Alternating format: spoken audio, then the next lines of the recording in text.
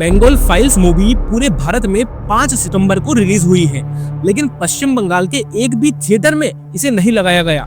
क्यों? आखिर डर किस बात का है? 16 अगस्त 1946 सिर्फ 4 दिन में कोलकाता में हजारों लोग मार दिए गए, लेकिन आज तक किसी भी स्कूल की किताब में ये बात नहीं लिखी गई। स्कूल्स में भारत का इतिहास पढ़ाया जाता है। देश कब आजाद हुआ था, कैसे आजाद हुआ था, स्वतंत्रता के लिए कैसे अलग अलग आंदोलन चलाए गए थे, लेकिन डायरेक्ट एक्शन डे के बारे में कहीं भी नहीं बताया गया। फिल्म वालों ने आज तक इस मुद्दे पर कभी कोई फिल्म नहीं बनाई। मीडिया वालों ने, अखबार वालों ने कभी इसके बारे में बात नहीं की। आखिर क्यों? और आज बंगाल फाइल्स जैसी मूवी में जो सच बताया गया है वो इतना खतरनाक क्यों है कि पूरा तंत्र इसे दबाने में लगा हुआ है। ये फिल्म मूल रूप से 1946 के उस दिन के बारे में है जब मोहम्मद अली जिन्ना ने कहा था कि पाकिस्तान की मांग के लिए बड़ा विरोध करो, लेकिन ये विरोध नहीं था, ये पहले से तैयार की गई हत्या थी। फिल्म में दिखाया गया है कि कैसे एक दिन अचानक से हजारों के हजारों लोग हथियार लेकर सड़कों पर आ गए और उनका सिर्फ एक काम था, हिंदू घरों पर हमला करना, घरों में घुसकर पूरे परिवार को खत्म करना। और चौंकाने वाली बात तो ये थी कि ये सब कुछ पहले से तैयार था, प्री प्लान था। लोगों के पास हिंदू इलाकों के नक्शे थे, नाम और पते थे। रातों रात ये सब कुछ नहीं बना था, महीनों की तैयारी थी। फिल्म में ये भी दिखाया गया है कि पुलिस और सरकारी अधिकारी जानबूझकर गायब रहे। जब हिंदुओं ने मदद मांगी तो कोई नहीं आया, जब मुस्लिम भीड़ हमला कर रही थी तो पुलिस नहीं दिखी, लेकिन जब हिंदुओं ने अपनी रक्षा के लिए कुछ करने की कोशिश की तो तुरंत पुलिस आ गई। हम सभी को स्कूल्स में पढ़ाया गया है कि बंटवारे के समय, देश के विभाजन के समय इन दोनों समुदायों को नुकसान हुआ था, लेकिन ये सरासर झूठ है। गवर्नमेंट रिकॉर्ड के अनुसार वेस्ट बंगाल में 5000 से 10,000 लोग मारे गए थे, और वो भी सिर्फ 4 दिनों में। लेकिन गैर सरकारी अनुमान कहते हैं कि असली संख्या 50,000 के आसपास थी, और इसमें से 90% हिंदू थे। ये एक तरफा कत्लेआम था, दंगा नहीं। 1 लाख से ज्यादा लोग बेघर हो गए, हजारों औरतों के साथ बलात्कार हुआ, सैकड़ों मंदिर तोड़े गए, दुकानें और व्यापार लूटे गए, और यह सब सिर्फ 4 दिन में हुआ। लेकिन आज तक कोई मुकदमा नहीं हुआ, कोई जांच नहीं हुई, कोई भरपाई नहीं मिली पीड़ितों को। और सबसे बड़ी बात, इतिहास की किताबों में से ये पूरी घटना गायब है। इस फिल्म के ऊपर पश्चिम बंगाल सरकार ने साफ कह दिया कि कानून व्यवस्था को बनाए रखने के लिए इस फिल्म को किसी भी थिएटर में नहीं लगाया जाएगा। लेकिन असली वजह क्या है? ये फिल्म बताती है कि 1946 के दंगे अचानक से नहीं हुए थे, ये एक राजनीतिक साजिश थी। इसमें मुस्लिम लीग के नेता शामिल थे, सरकारी अधिकारियों का हाथ था, स्थानीय पुलिस मिली हुई थी। अगर आज के समय में लोग ये सच जान जाएंगे तो गवर्नमेंट से सवाल पूछेंगे। मैं आपसे पूछता हूँ कि आज भी पश्चिम बंगाल में वही पैटर्न क्यों दोहराया जा रहा है? हिंदू त्योहारों पर पाबंदी क्यों लगाई जाती है? मुस्लिम वोट बैंक की राजनीति क्यों होती है? डायरेक्टर विवेक अग्निहोत्री का कहना है कि पुलिस स्टेशनों में सीधे कहा जा रहा है कि फिल्म नहीं दिखाई जाएगी। सिनेमा घर के मालिकों पर दबाव बनाया जा रहा है, डिस्ट्रीब्यूटर्स को धमकाया जा रहा है। क्या ये डेमोक्रेसी है? स्वतंत्रता की अभिव्यक्ति है? अगर मूवी में कुछ गलत है तो आप अदालत में जाकर रुकवाओ, उस मूवी के ऊपर केस करो, लेकिन पॉलिटिकल प्रेशर के द्वारा इसको रुकवाना बिल्कुल गलत है। 1946 से लेकर आज तक वही कहानी दोहराई जा रही है। आइए मैं आपको पैटर्न दिखाता हूँ। डायरेक्ट एक्शन डे के बाद देश का बंटवारा हुआ। पूर्वी बंगाल से लाखों हिंदुओं को अपना घर छोड़ना पड़ा। पाकिस्तान और बांग्लादेश में हिंदू आबादी 30% से गिरकर 8% हो गई। आखिर कहाँ गए ये सारे लोग? क्या सभी ने मिलकर अपना धर्म बदल लिया, या फिर इन सभी को व्यवस्थित तरीके से खत्म कर दिया गया? 1990 में कश्मीर से पंडितों का पलायन हुआ। इस बार भी चुनिंदा लोग ही निशाने पर आए। आप देख सकते हैं सेम पैटर्न। सरकारी तंत्र की नाकामी हुई, मीडिया की चुप्पी रही, और आज 30 साल बाद भी वो लोग अपने घर वापस नहीं जा सके। 2020 में दिल्ली दंगों में भी वही चीज हुई। हिंदू दुकानों और मंदिरों को खास तौर पर निशाना बनाया गया। लेकिन मीडिया का कहना क्या था कि भाई दोनों तरफ का नुकसान हुआ है। हर बार वही स्क्रिप्ट, हर बार वही कहानी, हर बार मीडिया की वही चुप्पी। आज पश्चिम बंगाल में क्या हो रहा है? जनसंख्या का संतुलन बिगड़ रहा है।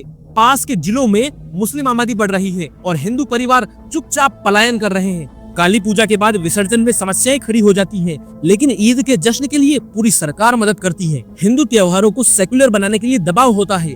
ईद और क्रिसमस जैसे त्योहारों में सरकारी छुट्टी मिलती है, लेकिन वहीं हिंदू त्योहारों के लिए बहस होती है। यहाँ तक कि व्यापारी समुदाय भी परेशान हो रहे हैं। जब भी दंगे होते हैं तो हिंदू दुकानों को टारगेट किया जाता है। आज भी ये सारा का सारा पैटर्न 1946 के जैसा है। और यहाँ पर सबसे बड़ी समस्या क्या है पता है? ये सारी न्यूज को, ये सारी इंफॉर्मेशन को कंट्रोल करना। स्कूल की किताबों में असली इतिहास ही नहीं है। डायरेक्ट एक्शन डे का कहीं भी जिक्र नहीं है। नोआखाली दंगों के बारे में कुछ भी नहीं लिखा है और मीडिया भी चुनिंदा रिपोर्टिंग करती है। जब हिंदू पीड़ित होता है तो मीडिया वाले बोलते हैं कि ये तो एक अलग तरह की घटना है, और जब मुस्लिम पीड़ित होता है तो बोलते हैं कि ये एक सांप्रदायिक तनाव है, कम्युनल अनरेस्ट है। सोशल मीडिया पर जो लोग असली इतिहास को बताते हैं उन्हें नफरत फैलाने वाला कहा जाता है, सांप्रदायिक का लेबल लगा दिया जाता है, उनके अकाउंट्स बंद कर दिए जाते हैं। बंगाल फाइल्स जैसी फिल्में इसलिए जरूरी हैं क्योंकि ये हमारे इतिहास को एक अलग ही नजरिए से दिखाती है। मेन स्ट्रीम मीडिया और शिक्षा तंत्र जो छुपाते हैं उसे ये फिल्में बाहर लाती हैं। लेकिन जब इन मूवीज को रिलीज करने की बात आती है ना, तब फिर से वही समस्या खड़ी हो जाती है।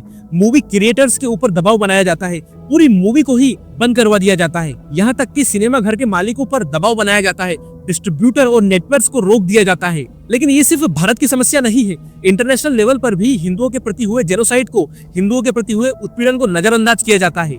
पाकिस्तान और बांग्लादेश में माइनॉरिटीज के साथ जो हो रहा है उसे कोई चर्चा में नहीं लाता, यूएन में कोई बात नहीं होती, मानव अधिकार संगठन चुप रहते हैं, इंटरनेशनल मीडिया पक्षपातपूर्ण रिपोर्टिंग करता है। यहूदी नरसंहार के लिए जर्मनी ने भरपाई दी, रंगभेद के लिए दक्षिण अफ्रीका ने माफी मांगी, लेकिन हिंदू नरसंहार के लिए कोई जवाबदेही नहीं। क्यों? क्योंकि इंटरनेशनल लेवल पर हिंदुओं की लाइफ का कोई इंपॉर्टेंस नहीं है, उनका कोई महत्व नहीं है, वोट बैंक नहीं है, आर्थिक ताकत नहीं है, राजनीतिक प्रभाव नहीं है। बंगाल फाइल्स जैसी मूवी ऐसी कहानियों को चुनौती देती है, इंटरनेशनल ऑडियंस को इतिहास का सच बताती है। बस इन्हीं कारणों से इस मूवी को दबाया जाता है। But the first thing is कि सबसे पहले आप इस मूवी को देखिए, उसके बाद अपने दोस्तों और अपने रिश्तेदारों को इस मूवी के बारे में बताइए। सेकंड थिंग कि इतिहास को पढ़िए, सिर्फ जो हमारे स्कूल्स की बुक्स हैं और जो इतिहास वहाँ बताया गया है उस पर ही डिपेंड मत रहिए। दूसरे डॉक्यूमेंट्स पढ़िए, दूसरे सोर्सों से जानकारी लीजिए। थर्ड थिंग, अपने बच्चों को सही जानकारी दीजिए। स्कूल में जो बायस्ड एजुकेशन मिलती है उसका जवाब दीजिए, अपने बच्चों को क्वेश्चन पूछना सिखाइए।